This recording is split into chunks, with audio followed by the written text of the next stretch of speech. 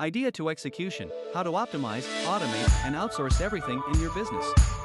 Summarized by WecoBooks. Create a successful business in just one day.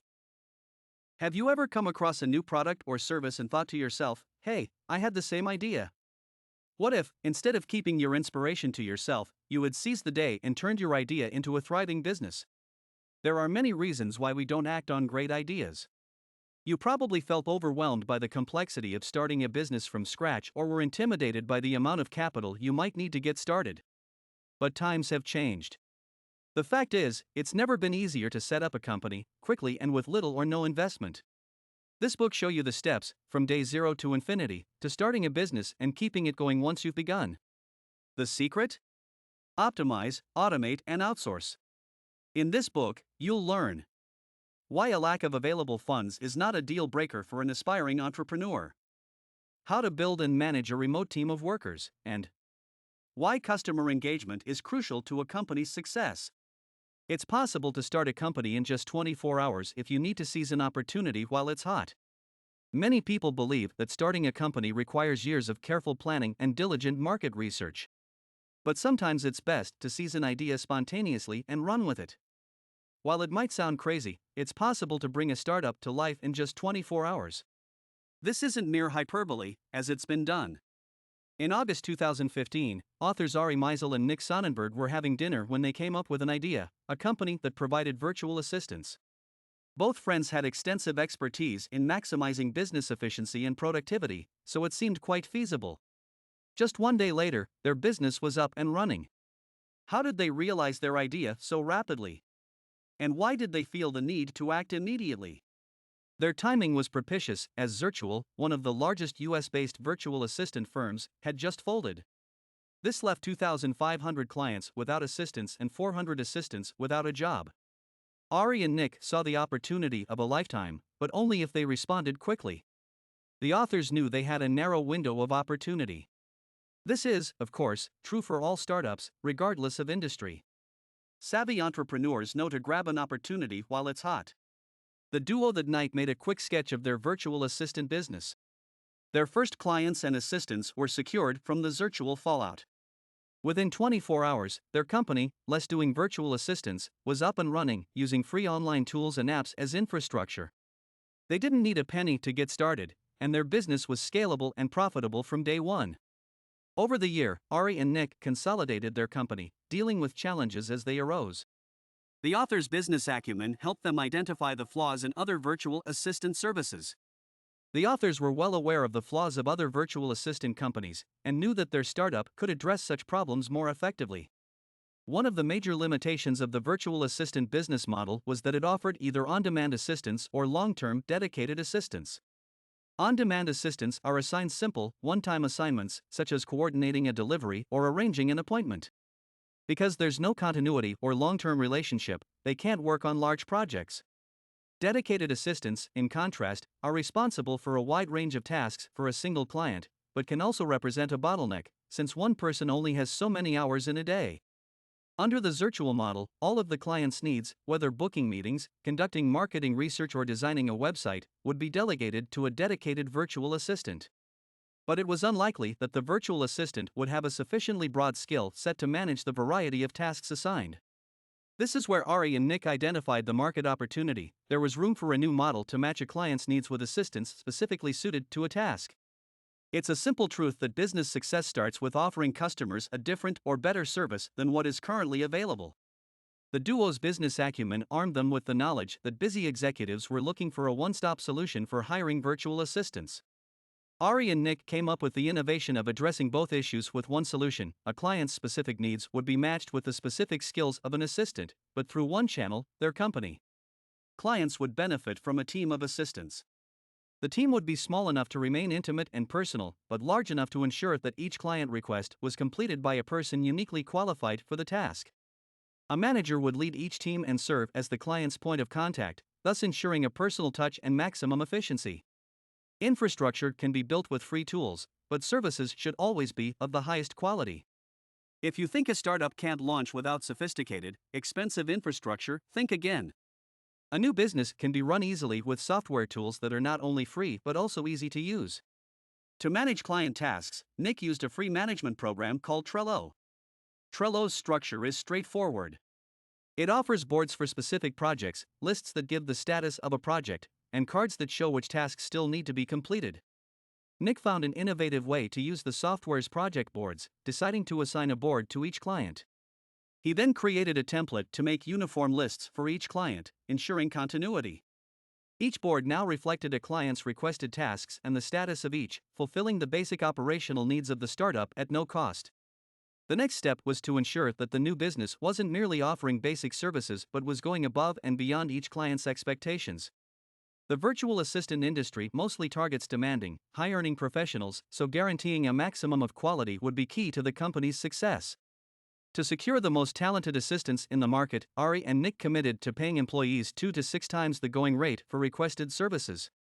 Doing so also meant the company would charge clients 4 to 8 times more than other virtual assistant companies.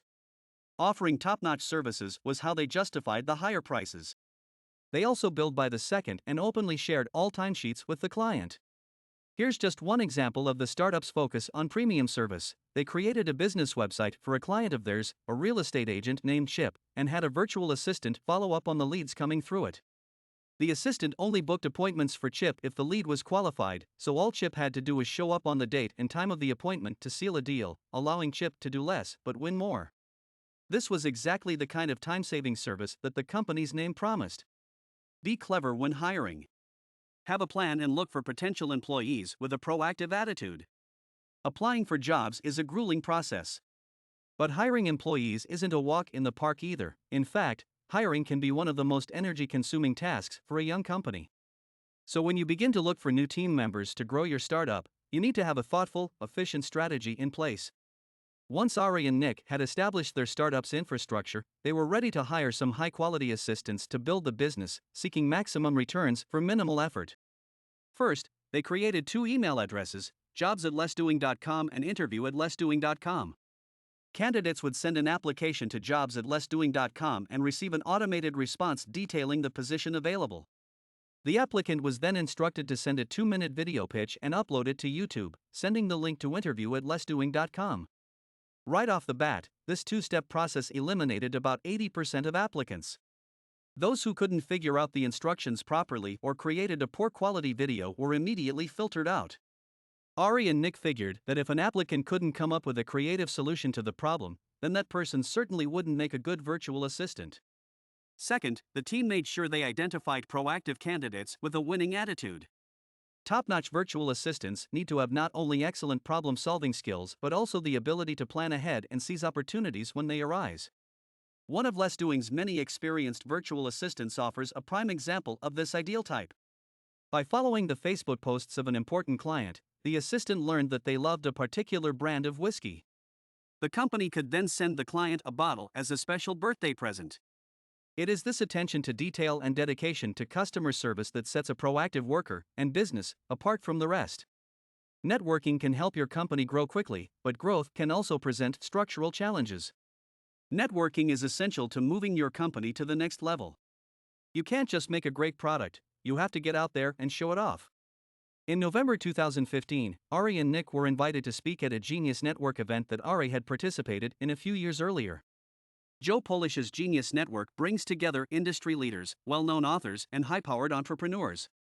They didn't have sufficient time to prepare for the event, however, and delivered their presentation off the cuff. Yet the 2 entrepreneurs had so much to say about their startup's methods of tracking and outsourcing tasks that they held the audience wrapped for some 3.5 hours. Audience members also posed some questions about the service, giving Ari and Nick the opportunity to demonstrate their company's approach to solving problems right then and there. After the workshop was over, 90% of the people in the room had signed up to LessDoing's virtual assistant services, a networking success. Getting a flood of new clients is good news, right?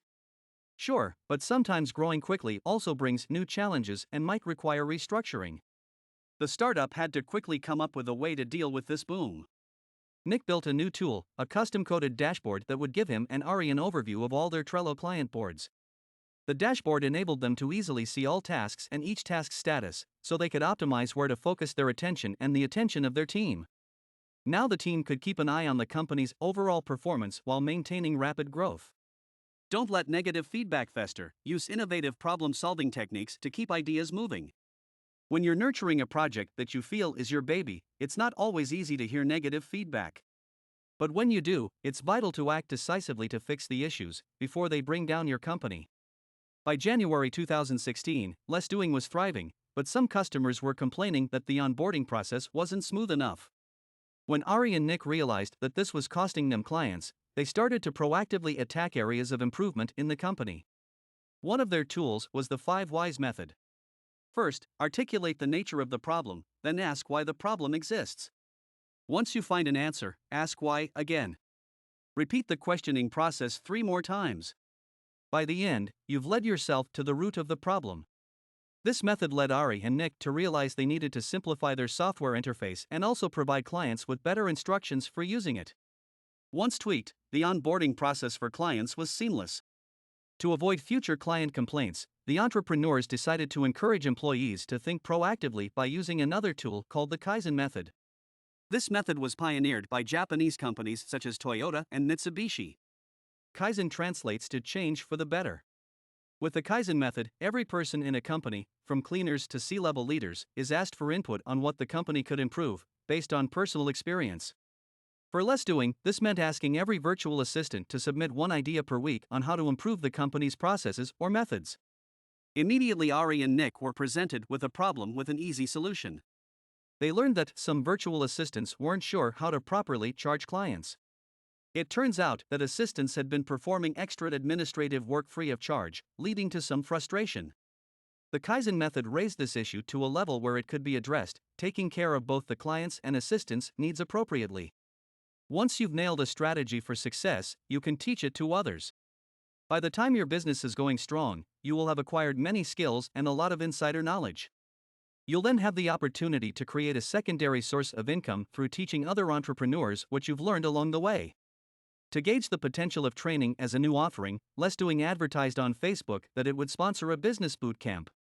Some 20 participants signed up, and the presentation overall went well. But feedback after the event made it clear that the authors had come on too strong, overloading the audience with complicated technical terms and demonstrations. While the experience on the surface seemed like a setback, it provided Ari and Nick with some useful data. They realized that hosting live events required a huge time commitment and also wasn't the optimal format for the information they wanted to share. This is an important lesson. You need to be flexible and ready to adjust course as you develop a new branch of your business. Ari and Nick didn't put an end to their teaching venture, they instead reconfigured their strategy. By moving all its operations online, it eventually became a sustainable arm of the business. There are many ways to optimize a company's processes, but getting clients hooked is priority 1. Building a successful company requires an entrepreneur to constantly optimize operations, such as considering which tasks can be delegated or even outsourced. Many managers try to keep a tight grip on a business as it grows, but sometimes it's smarter to let go and step back from the day-to-day. Until April 2016, Ari managed Less Doing's dashboard, ensuring no assistant was late in completing a task and that all clients were satisfied with the company's services. Eventually, he delegated this task to a virtual assistant who performed so well that she was named general manager just 2 weeks after taking the reins. Ari and Nick decided to train another virtual assistant to handle the company's financial and payroll needs. Soon afterward, she was named the financial head of Less Doing. Each of these situations was certainly win-win for Ari and Nick, who now had more time to dedicate to improving other aspects of the company. And there was much to improve. It's not enough for a company to offer a great service, it has to ensure that clients are truly engaged with the product. Less Doing still struggled to get its clients to commit fully. For example, some clients continued to perform tasks themselves that a virtual assistant could have handled. The authors sought the help of behavioral psychologist Nir Eyal, author of the best-selling book Hooked, to help them find a better strategy to increase client participation. They discovered that they needed to invest more time and energy in the onboarding process to ensure new clients got hooked on the Less Doing service. So the company changed its approach. Instead of spending 15 minutes on the phone with a new client, virtual assistants were to spend at least an hour coaching clients on how to best use Less Doing software to address personal and professional needs.